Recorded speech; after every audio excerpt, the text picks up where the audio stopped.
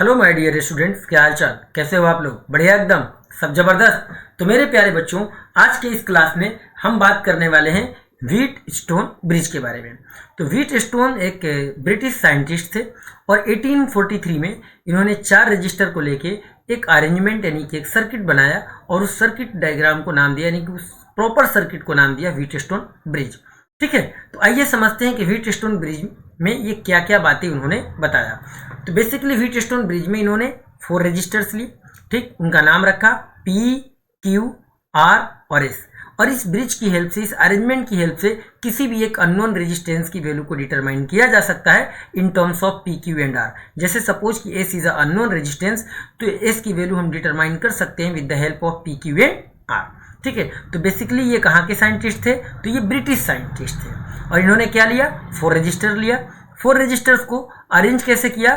4 arm of a parallelogram. ठीक है, तो ही टेक, कौन टेक? Wheat stone. ठीक है ना, तो चाहे पूरा आप लिख सकते हो कि wheat stone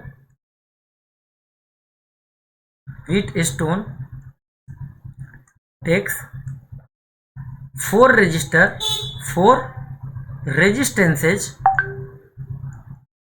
resistances P, Q, R and S, and these resistances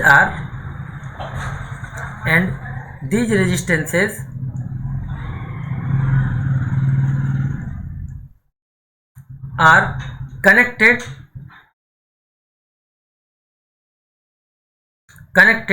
to the 4 arm of parallelogram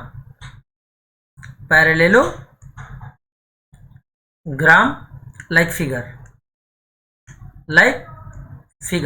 अब इस पैरेललोग्राम का नाम कुछ भी आप दे सकते हैं, जैसे यहाँ पर नाम है ए, बी, सी एंड डी। ठीक है ना, तो ये हमारे पैरेललोग्राम के 4 आर्म पे इन रेजिस्टेंसेज को लगा दिया। ठीक है, एंड ऑल्सो इसके बाद इन्होंने क्या किया कि जो 2 डायगोनल्स होते हैं, क्योंकि पैरेललोग्राम है तो यहाँ पर डायगोनल बनेंगे। एक डायगोनल हमारा एसी है और एक डायगोनल बीडी। ठीक है, and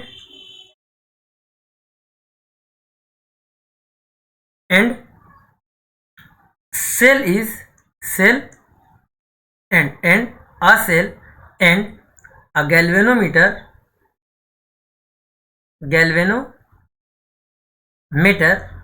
is connected in the arm of, in the diagonal लिख सकते हो, connected along the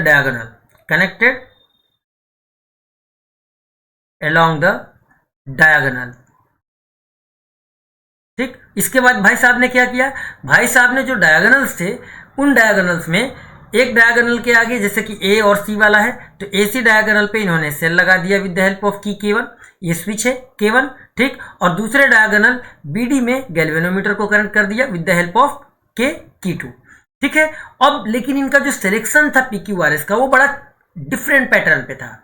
ठीक है ना, अब समझना इस बात को बहुत अच्छे से आप लोग कि व्हीट स्टोन ने क्या किया? भाई साहब ने 4 रजिस्टर लिए, PQRS उनके नाम रखे, इन चारों को 4 आर्म पे लगा दिए। किसके 4 आर्म पे लगा दिए? पैरेललोग्राम के।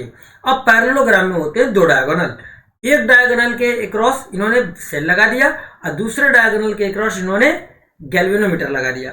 ठीक है, और इन दोनों ही डायगोनल में एक एक की भी लगा दी, K1 एंड K2। ठीक है, ये बात सबको समझ में आ गई? आपने कहा yes sir. as key K1 is closed। ठीक है, तो जैसे K1 को हम क्लोज करेंगे, क्या होगा? सर्किट में करंट स्टार्ट फ्लो हो जाएगा, सर्किट में करंट का फ्लो स्टार्ट हो जाएगा ना। तो एज की K1 is closed, then current start flowing in the circuit, start flowing in the circuit. इसमें किसी को कोई दिक्कत? आपने कहा कोई दिक्कत नहीं सर, एकदम मजे में सब कुछ समझ में आ गया। देखो बेटा, यहाँ पर दीज लिखा है, अगर किसी को दिक्कत हो रहा हो तो मैं बोल देता हूँ, ये दीज लिखा ना। चलो, यहाँ पर मैंने 4 ऐसे ही नंबर के फॉर्म में लिख दिया 4। ठीक है, कोई दिक्कत? आपने कहा कोई दिक्कत नहीं। जैसे ही हम की K1 को प्रेस करते हैं, हमारा 4 रजिस्टर यानी कि चारों के चारों रेजिस्टेंस में करंट हमारा दौड़ने लगता है। जैसा कि आप देख सकते हो कि मान लिया कि सेल हमारा कितना करंट ड्रॉ कर रहा, आई, तो ये करंट इस जंक्शन पे पहुंचने के बाद दो डिपार्टमेंट में अलग अलग यानी कि दो ब्रांचेज में अलग अलग डिवाइड हो जाता है। ए बी में गया I1, तो रेस्ट जो आई का करंट बचा यानी कि सपोज I2, ये हमारा ADR में गया। ठीक है, अब अगर BD वाले आर्म में यानी कि जो दूसरे डायगोनल में हमारा इस B और D में जो जिसमें गैल्वेनोमीटर कनेक्ट है, अगर इस K2 को भी प्रेस करते हैं, ठीक है, एंड देन प्रेस की यानी कि क्लोज्ड की K2, ठीक है ना, क्लोज्ड की K2, he noticed that the deflection of galvanometer is 0। Deflection, या इसको और सिंपल अगर करना है तो ऐसे लिख सकते हो कि he noticed that कि there is no deflection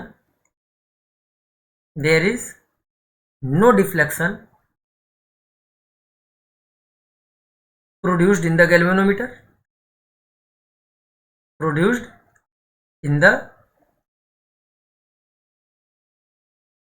galvanometer, ठीक है। इसमें किसी को कोई दिक्कत? आपने कहा कोई दिक्कत नहीं सर, एकदम समझ में आ गया कि जैसे ही कि K2 को उन्होंने प्रेस किया, उन्होंने क्या नोट किया कि K2 को प्रेस करते ही इन्होंने नोट किया कि गैल्वेनोमीटर में कोई डिफ्लेक्शन नहीं आ रहा है। ठीक है, कोई डिफ्लेक्शन नहीं। ये क्यों, ऐसा क्यों हुआ? ऐसा इसलिए हुआ बेटा क्योंकि गैल्वेनोमीटर हमारा लगा है अलोंग द डायगोनल B और D के लॉन्ग। इसका मतलब कि B और D के पोटेंशियल सेम है।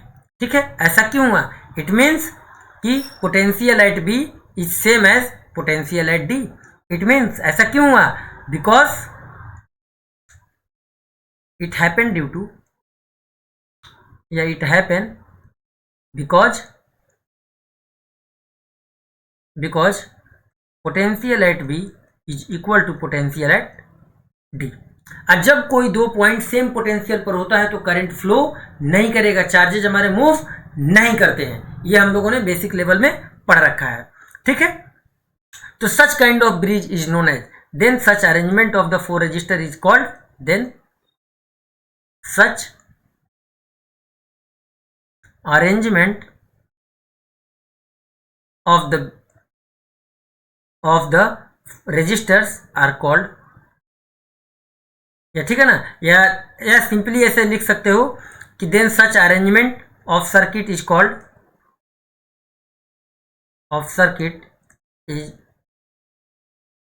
Called, as Wheatstone balance bridge, Wheatstone balanced bridge.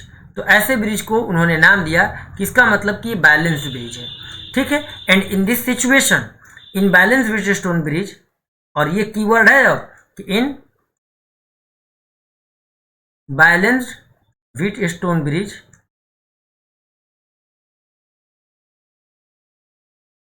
क्या खास बात होता है? खास बात होता है कि P और Q का रेशियो R और S के रेशियो के बराबर होता है, या आप कह सकते हो कि P और R का रेशियो Q और S के रेशियो के बराबर होता है, और ये चारों हमारे रजिस्टर होते हैं। बात है कि how to obtain this result, तो ये ऑब्टेन कैसे करते हैं, आइए हम इसको भी प्रूफ करते हैं। तो अब हम आपको यहाँ पर प्रूफ बताते हैं। ठीक है, proof of balance Wheatstone bridge. तो proof of balanced Wheatstone bridge. ठीक है, कि बैलेंस अगर व्हीटस्टोन ब्रिज है तो इसको प्रूफ कैसे करेंगे? तो इस फिगर में हम वापस से आएंगे मेरे प्यारे बच्चों। किस फिगर में? इस फिगर में हम वापस से आएंगे, और इस फिगर में आने के बाद हम क्या क्या नोट करेंगे? बहुत सारी चीजें नोट करेंगे। ऐसा नहीं कि इसको छोड़ देंगे। हाँ भाई साहब तुम हट जाओ यार, ये क्या है? ओके, ठीक है, ठीक है। तो देखो मेरे प्यारे बच्चों, प्रूफ इसको करने के लिए हम लोग क्या लेते हैं? किरचॉफ लूप रूल यूज करते हैं। ठीक है, तो हमारे पास कितने लूप है? कई सारे यहाँ पर लूप आपको देखने को मिल जाएंगे, लेकिन फिलहाल हमको केवल प्रूफ करना है तो हम एक लूप ये यूज करेंगे, ए बी डी ए, और दूसरा बी सी डी बी। केवल हम इतने लूप का यूज करेंगे। तो सपोज एज पर फिगर कि हमारी सेल से कितना करंट जा रहा है, आई जा रहा है। सेल से कितना करंट जा रहा, आई जा रहा। ध्यान देना, इसको मैं हाईलाइट कर रहा हूं। क्या कर रहा हूं बच्चों, हाईलाइट, कि इस सेल से हमारा करंट आई जा रहा है। जैसे ही वो जंक्शन ए पर पहुंचा, I1 और I2 में टूट गया। I1 वाला करंट जैसे पॉइंट बी पर पहुंचा, ये कुछ मान लेते हैं थोड़ी देर के लिए कि करंट हमारा गैल्वेनोमीटर में गया, ठीक है, IG। तो I1 का कुछ पार्ट यानी कि I1 माइनस IG किस में गया, BCR में, ठीक। और इधर से आया IG और इधर से आया I2 और ये दोनों किस में गया, इसमें गया, यानी कि DCR में। तो इधर करंट हमारा कितना गया, I2 प्लस IG। लेकिन जब बैलेंस व्हीटस्टोन ब्रिज की बात करते हैं हम लोग, तो बैलेंस व्हीटस्टोन ब्रिज के केस में potential at B must be equal to the potential at D, यानी कि B का पोटेंशियल और D का पोटेंशियल सेम होता है। इसका मतलब कि गैल्वेनोमीटर की करंट की वैल्यू 0 हो जाएगी, यानी इस आर में कोई भी करंट नहीं जाएगी। तो सिंपली जब ये इस आर में कोई करंट जाएगी नहीं, तो IG की वैल्यू हो जाएगी 0। तो यहाँ से I1 माइनस IG करेंगे तो केवल ये I1 आ जाएगा। क्यों, क्योंकि IG हमारा हो गया है 0 और यहाँ भी IG हो गया है 0, तो केवल हमारा I2 बचेगा। तो हम केवल लूप रूल किस में लगाएंगे, ABDA में। तो हमने कहा using Kirchhoff loop rule, Kirchhoff loop rule in loop. कौन से लूप में हमने यूज किया भाई, तो हमने इस लूप में यूज किया ABDA। सबसे पहले ABDA। तो जब सबसे पहले हम इस लूप में आएंगे तो लूप रूल के अकॉर्डिंग हमारा फॉर्मूला होता है कि sum of EMF is equal to sum of IR। अब ABDA में कोई EMF कनेक्टेड नहीं है, मतलब EMF 0, ठीक है। लूप का हमने नाम दिया ABDA, तो जो इसके पाथ को फॉलो करेगा ABBDDA, ठीक है ना, वही उसके डायरेक्शन में जाने वाले करंट और रेजिस्टेंस के प्रोडक्ट को पॉजिटिव लिखेंगे और इसके अपोजिट जाने वाले करंट और रेजिस्टेंस के प्रोडक्ट को नेगेटिव साइन के साथ लिखा जाता है। तो AB की तरफ हमारा करंट जा रहा प्रॉपर AB, तो AB की तरफ जा रहा करंट I1, रेजिस्टेंस है P, तो हमारा आ गया I1 into P, I1 into P, ठीक है ना। और स्मॉल I1 है तो इसको स्मॉल I1 हम लिख देंगे, कोई दिक्कत नहीं, I1P। अब BD वाले में कोई नहीं है क्योंकि इसमें करंट 0 है। तो करंट 0 है तो इसमें कोई रेजिस्टेंस अगर लगा भी है, गैल्वेनोमीटर का रेजिस्टेंस G मान भी ले, तब भी ये टर्म 0 हो जाएगा। अब आते हैं DAR में, तो DA में आएंगे तो करंट उल्टा जा रहा है, मतलब ये नेगेटिव साइन के साथ लिखा जाएगा। कैसे, I2 इंटू R, ठीक। अब इसको सोल्व करेंगे तो हमें क्या मिला, हमने सोल्व किया तो मिला I1P is equal to I2R, equation 1, ठीक है। हमने लिखा again using loop, again using loop. अब हम दूसरा लूप लेंगे BCDB, हमने लिया BCDB। जब ये लूप लेंगे तो इसमें भी यही फार्मूला हमारा अप्लाई हो जाएगा। कौन सा, कि sigma EMF is equal to sigma IR। तो इस लूप में जब हम आ जाएंगे मेरे प्यारे बच्चों, तो हमारे पास क्या मिलेगा कि B से C की तरफ अगर हम जाते हैं तो हमें मिला I1 इंटू Q, क्योंकि इसमें केवल करंट I1 है, क्योंकि IG की वैल्यू 0 है, क्योंकि इसका पोटेंशियल और इसका पोटेंशियल दोनों पॉइंट का सेम है ना। तो हमने लिख दिया केवल I1 into Q is equal to, इस वाले यार में तो कुछ CD में उल्टा जा रहा है, तो यह आ जाएगा माइनस I2 इंटू S, तो माइनस I2 इंटू S। और DB वाले यार में कोई करंट है नहीं, कोई रेजिस्टेंस अगर होगा भी तो कोई फर्क पड़ेगा नहीं, और EMF इधर है नहीं इस पूरे लूप में, यानी BCDB में कोई भी EMF नहीं कनेक्टेड है, मतलब 0। तो यहाँ से हमारा आ गया I1Q माइनस या equal to, direct I1Q equal to, इसको इधर ले जाए हम तो हमारा आ जाएगा बच्चों I2S, इसको हमने नाम दे दिया इक्वेशन 2। अब अगर हम इक्वेशन 1 को इस इक्वेशन के साथ क्या कर दें, डिवाइड कर दें, तो डिवाइड करने के बाद क्या रिजल्ट मिलेगा, एकदम जो हमको चाहिए वो रिजल्ट आ जाएगा। तो हमने कहा कि डिवाइड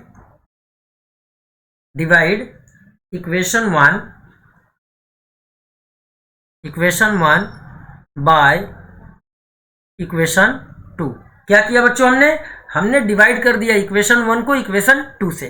तो इक्वेशन 1 में हमारे सामने मेरे प्यारे बच्चों दिया हुआ है I1P is equal to I2Q, I2R है यहाँ पर इक्वेशन 1 में, तो हमने लिखा I2R, और सेकेंड इक्वेशन में लेफ्ट साइड है I1Q, तो इधर लिखा हमने I1Q, और इधर वाला हमारा है I2S, तो हमने लिखा I2S। अब आपने क्या देखा, आपने देखा कि I1 के साथ I1 कैंसिल, I2 के साथ I2 कैंसिल। तो रिजल्ट में हमारे सामने क्या बच गया, तो रिजल्ट में हमारे सामने बच गया P upon Q equal to R upon S बच गया। तो यही होता है हमारा final conclusion balance Wheatstone bridge का कंडीशन। ठीक, तो यहाँ से हमको रिजल्ट में मिल गया मेरे प्यारे बच्चों कि P upon Q is equal to R upon S, या इसी को हम दूसरे तरीके से लिख दें, अगर इनको आपस में एक्सचेंज कर दे तो हमारे पास आ जाएगा कि P upon R is equal to Q upon S। ठीक है मेरे प्यारे बच्चों, तो ये आप लोगों को क्या कर लेना है, ये आप लोगों को नोट कर लेना है। ये है हमारा फाइनल रिजल्ट, यानी कि final condition of Wheatstone bridge. अगर वीडियो पसंद आया, समझ में आया, तो इस चैनल को सब्सक्राइब करें, इस वीडियो को लाइक करें। फिर मिलते हैं ऐसे ही प्यारे किसी अगले डेरिवेशन के साथ, किसी अगले कॉन्सेप्ट के साथ। तब तक के लिए आप सब मुझे आज्ञा दीजिए। Thank you so much and जय हिंद।